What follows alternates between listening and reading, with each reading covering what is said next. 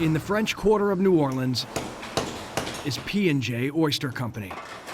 We're the oldest continually operating oyster processing and distribution company in the United States. On April 20th, 2010, a blowout at a BP-run oil rig nearly 50 miles off the Louisiana coast killed 11 workers and injured 17 others. More than 4 million barrels of oil gushed into the Gulf before the spill was stopped. The environmental disaster shut down P&J for over 3 months, and today it's operating at 30% of the business it had before the spill. Things have not gotten better. The oysters are not reproducing. 50 miles south of New Orleans is Barataria Bay, where many of the oysters grow. We took a boat ride deep into the bay with commercial fisherman and captain Mark Brockhoft. I can't believe how much of this land is gone.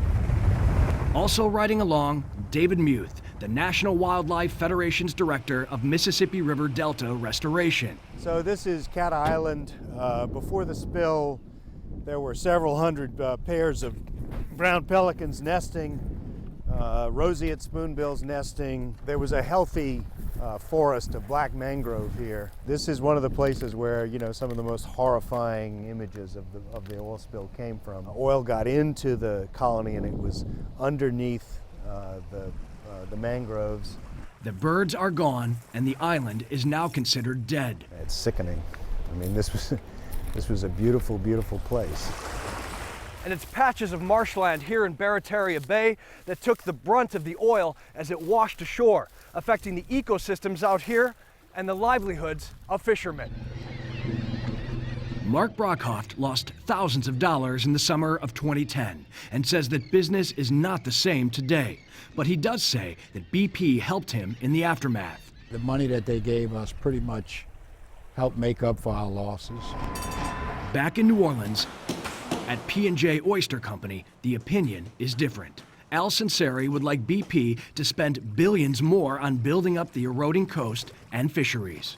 BP's band-aided and have spent lots of money promoting all the good they do, rather than doing what they're supposed to do. Dead fish. Meanwhile, research continues on the environmental impact. The state has a plan in place to help save the eroding coast, build new barrier islands for wildlife, and help Louisiana's seafood industry survive. Robert Ray, Al Jazeera, New Orleans.